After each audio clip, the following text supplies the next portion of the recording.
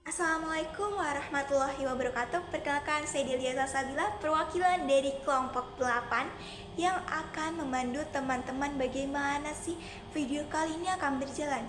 Jadi video kali ini akan berjalan diawali dengan apa sih Buana Finance itu. Lalu kemudian Buana Finance-nya ini tuh pasti akan ada sejarahnya ya.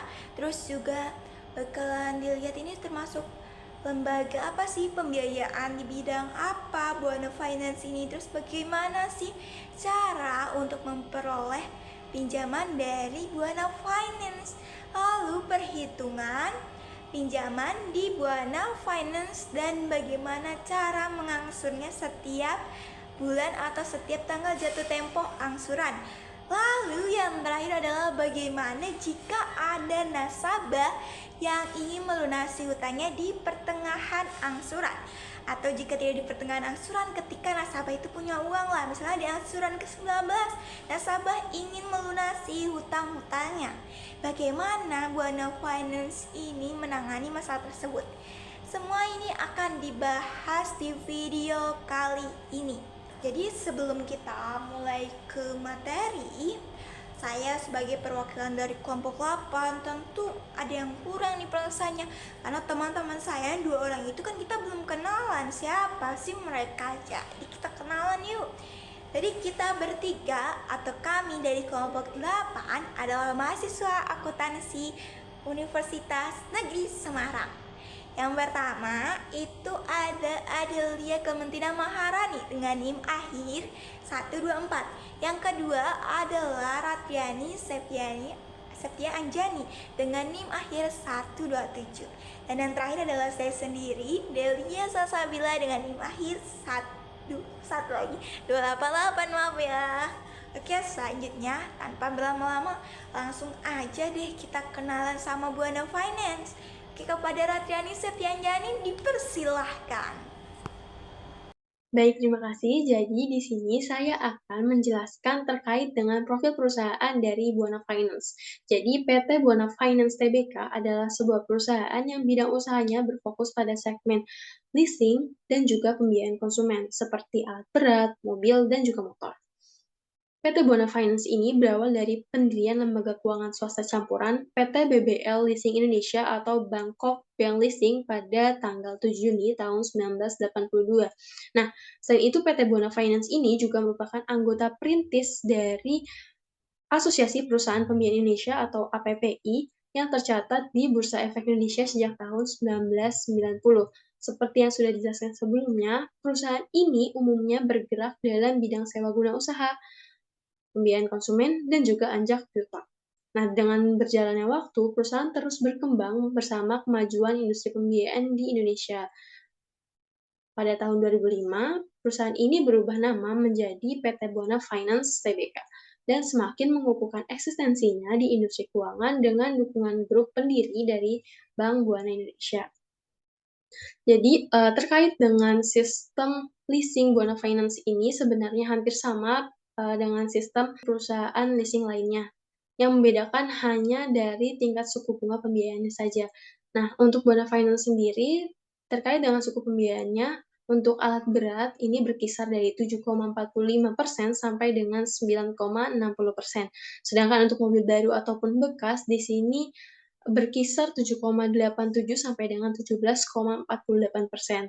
Dan motor hampir sama dengan mobil, yaitu 7,80 sampai dengan 17,80%. Nah, untuk pinjaman butuh dananya, suku bunga untuk mobil sendiri yaitu berkisar dari 10,07 sampai dengan 21,54%. Dan untuk motor itu berkisar antara 19 sampai dengan 25%.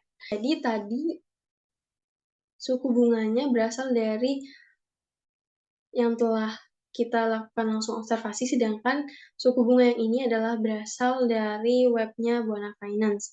Seperti yang kita lihat di sini terdapat beberapa produk, di antaranya ada financial lease, consumer finance, refinancing facility. Nah, Di sini untuk financial lease sendiri untuk yang baru itu berkisar 7,45% sampai dengan 9,02%. Sedangkan yang telah digunakan itu berkisar dari 7,69% sampai dengan 9,60%. Nah, untuk consumer finance atau pembiayaan konsumen sendiri untuk mobil baru itu berkisar 7,87 sampai dengan 11,44%. Untuk mobil yang telah digunakan itu berkisar dari 10,62% sampai dengan 17,73%. Nah, untuk motor yang baru, yaitu berkisar 7,80% sampai dengan 17,80%. Nah, untuk refinancing facility-nya itu ada untuk mobil sendiri, yaitu berkisar 10,07 sampai dengan 21,54, dan untuk motor itu berkisar dari 19,00% sampai dengan 20%. Sebenarnya antara yang di lapangan dengan yang di web ini sudah hampir sama, namun ya tidak begitu sama. Kita ambil contoh yang mobil baru, yaitu 7,87 sampai dengan 11,44. Di sini untuk mobil 7,87 sampai dengan 17,48. Jadi hanya ada selisih sedikit antara yang di lapangan dengan yang di webnya. Nah, baik, selanjutnya kita ke alurnya. Nah, jadi untuk alur pembiayaan dari Buana Finance ini sendiri, pertama tadi kita pilih produknya apa yang ingin dibiayai, lalu kita penuhi persyaratan-persyaratannya. Nah, persyaratan-persyaratannya ini disesuaikan dengan apakah nasabah itu adalah bentuknya badan usaha, apakah seorang berprofesi ya, atau wira swasta atau karyawan. Nah, untuk badan usaha sendiri di sini persyaratan dokumennya meliputi fotokopi KTP komisaris, fotokopi KTP direktur, fotokopi surat izin usaha, fotokopi NPWP, fotokopi TDP, fotokopi surat keterangan domisili, fotokopi surat keterangan Menkeu, fotokopi akta pendirian dan juga perubahan. Sedangkan untuk profesi ada fotokopi KTP pemohon, fotokopi KTP suami istri, fotokopi KTP penjamin, fotokopi kartu keluarga, fotokopi izin praktek, fotokopi PBB atau rekening listrik atau rekening telepon, fotokopi keterangan penghasilan atau tabungan 3 bulan terakhir. Terus untuk wira swasta itu ada fotokopi KTP pemohon, fotokopi KTP suami istri, fotokopi KTP penjamin, fotokopi kartu keluarga, fotokopi surat izin usaha, fotokopi NPWP, fotokopi PBB, fotokopi tabungan. Nah, untuk karyawan ada fotokopi KTP pemohon, fotokopi KTP suami istri, fotokopi KTP penjamin, fotokopi kartu keluarga, fotokopi PBB atau rekening listrik, slip gaji, dan juga fotokopi rekening tabungan 3 bulan terakhir. Nah, setelah persyaratan dokumennya ini terpenuhi, maka setelah persyaratan dokumen terpenuhi, maka dari pihak perusahaan akan melakukan cek slik dan juga verifikasi lebih lanjut. Gitu. PT Buana Finance sendiri memiliki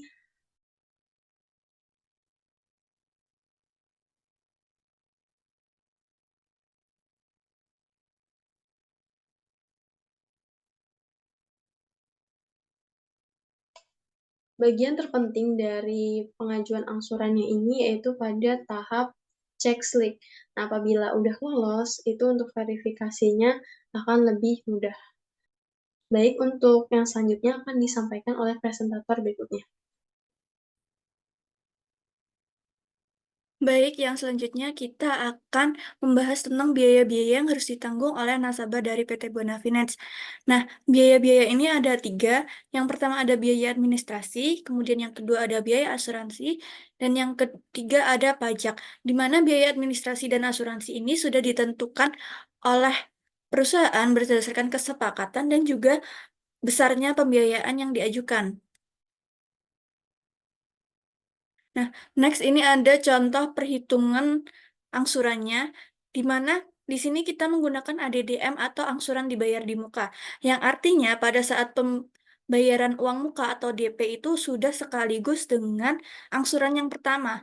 Ada juga angsuran dibayar di belakang, yang artinya pada saat membayar uang muka itu hanya uang muka saja, tidak termasuk angsuran pertama. Jadi di sini kita mengambil jangka waktunya 60 bulan atau 5 tahun dengan biaya admin yang sudah ditentukan yaitu 4.500.000. Kemudian ada harga OTR, di mana harga OTR ini adalah harga beli dari kendaraan yang diajukan pembiayaan yaitu sebesar 404 juta, kemudian uang muka atau DP yaitu sebesar 15,63%. Nah, persenan ini itu sudah ada ketentuannya sendiri dari si PT Buana Finance di mana, ada tabel tersendiri untuk perhitungan uang muka ini, namun perhitungan itu tidak bisa di-share ke pihak luar selain dari PT Buana Finance itu sendiri. Nah, uang muka di sini didapatkan Rp63.145.800. Kemudian ada asuransi kreditnya sebesar Rp4.385.420. Lanjut ada pokok hutang, di mana pokok hutang ini diperoleh dari harga OTR dikurangi dengan uang muka sebesar Rp340.854.200. Nah, di sini kita menggunakan bunga per tahunnya yaitu 10,99%. 10,99% ini kita kalikan 5 tahun, kemudian kita kalikan dengan pokok hutang yang diperoleh hasil yaitu bunga selama 5 tahunnya nanti berjumlah Rp191.471.000. Kemudian jumlah hutang di sini jumlah hutang itu diperoleh dari pokok hutang ditambah dengan asuransi kredit ditambah juga dengan biaya admin. Didapatkan hasil sebesar Rp344.510.420.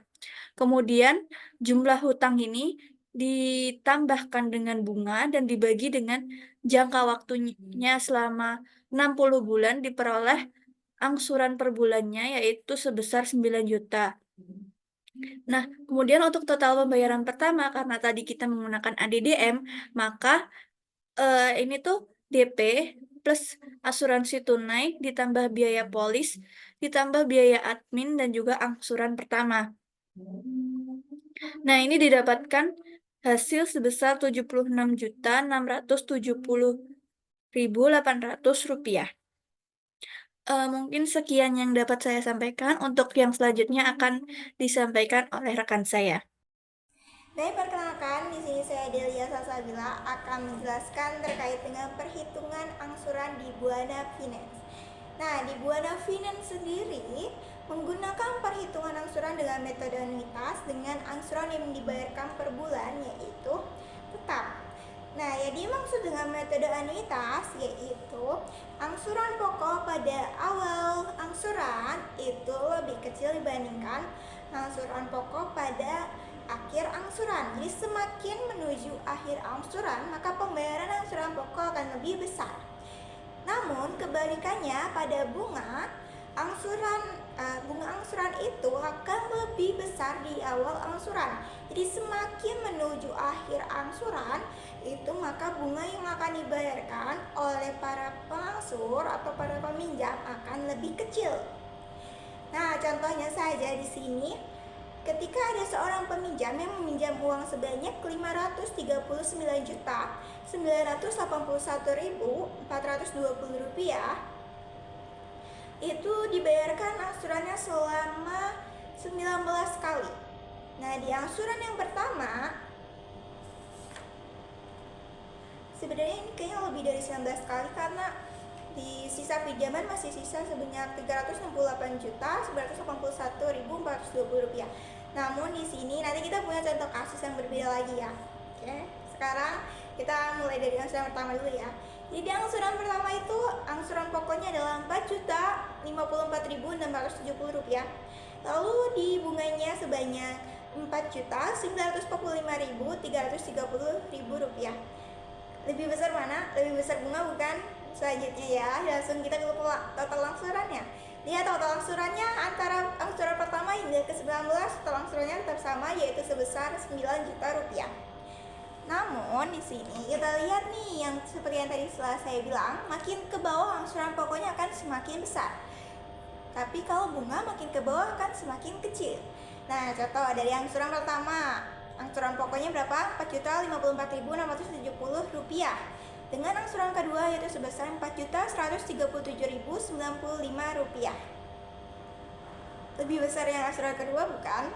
Nah, kalau untuk bunga itu yang pertama angsurannya Di angsuran pertama, pembayaran bunganya adalah Rp4.945 dan Rp4.945.330, dan di angsuran kedua itu sebesar Rp4.862.905. Nah, kita lihat bahwa di angsuran bunga ini antara angsuran pertama dengan angsuran yang kedua ini berbeda. Berbedanya adalah di angsuran kedua lebih kecil daripada angsuran pertama pembayaran bunganya. Ini yang disebut dengan metode anuitas. Sehingga kenapa metode anuitas ini termasuk metode yang unggul loh teman-teman. Jadi kenapa unggul? Karena ketika misalnya saya sebagai pihak leasing gitu, ternyata mendapati nasabah ini ingin membayarkan hutangnya secara cepat gitu. Maksudnya misalnya di angsuran yang ke-19 ini kan berarti di 19. Misalnya di angsuran ke-19 dia menyatakan bahwa dirinya sanggup untuk melunasi hutangnya. Nah, ini keuntungan bagi saya. Kenapa keuntungan bagi saya? Karena di sini ternyata angsuran pokok si nasabah ini masih lebih besar dibandingkan bunga yang harus dibayarkan. Jadi bunga yang dibayarkan itu lebih gede di awal-awal angsuran. Jadi saya udah dapat bunganya, semuanya tinggal sisa bunga-bunga yang lebih kecil daripada di awal angsurannya gitu teman-teman. Gimana ya, kata-katanya tuh udah lebih untung duluan gitu loh ya istilahnya, karena udah dapat bunganya lebih gede. Jadi meskipun mau dibayar akhir tetap aja gitu, kita tetap dapat untung dari bunga di awal-awalnya. Oke, selanjutnya tadi kan sudah saya sebutkan nih, udah kayak saya kasih kisi-kisi. Misalnya di angsuran ke-19 si pihak nasabah ini sanggup untuk melunasi hutangnya. Gimana sih caranya? Kita sebagai pihak leasing, jadi pihak leasing di Buana Finance ini mempunyai siklus terkait dengan perhitungan saat lunasannya dipercepat atau prepayment. Jadi kan dipercepat di angsuran ke-19 misalnya, maka kita akan lakukan perhitungan sisa pokok pinjaman. Sisa pokok pinjaman itu misalnya tadi di akhir angsuran ke-19 itu dibayarkan pokoknya sebesar Rp538.320. Maka di akhir pinjaman kita akan totalkan dari angsuran pertama, angsuran pokoknya dari yang Rp4.054.670 sampai Rp5.538.320 kita totalkan, lalu dikurangi dengan pinjamannya. Pinjaman awalnya kan Rp500 juta sebelum ditambahi dengan bunga Rp39.981.420. Seperti itu. Lalu selanjutnya kita perhitungkan sisa pokok pinjaman dikalikan dengan penalti. Penalti ini istilahnya kan harusnya kita dapat bunga nih dari yang angsuran ke-20 sampai dengan angsuran misalnya 24 kali ya angsurannya. Itu berarti kita dapat bunga sebanyak berapa persen gitu lah ya. Masih banyak gitu lah bunga yang bakalan atau kita akan dapatkan itu di masa depan di angsuran ke-20 sampai dengan angsuran ke-24. Maka di sini ketika kita akan sebenarnya ini sudah terjadi sebelumnya. Jadi di awal-awal itu sebelum nasabah dengan pihak leasing menyetujui pinjaman, pasti akan ada tanda tangan kontrak. Nah, di tanda tangan kontrak itu akan ada nominal penaltinya. Nah, nominal penalti itu tergantung si nasabahnya itu menandatangani apakah dia setuju dengan nominal penalti yang 7,5% ataukah setuju dengan yang 10%. Itu teman-teman. Selanjutnya setelah dilakukan perhitungan sisa pokok pinjaman dikalikan dengan penalti, maka nasabah akan melakukan pelunasan. Jadi kalau misalnya nasabah sanggup, wah saya sanggup nih, udahlah nggak apa-apa kita lunasin aja semuanya biar saya nggak ada pikiran lagi untuk bayar utang di kedepannya gitu. Ya udah, berarti nasabah langsung melakukan pelunasan di saat itu. Sekian materi yang saya sampaikan terkait dengan angsuran di Buana Finance. Nah, terima kasih.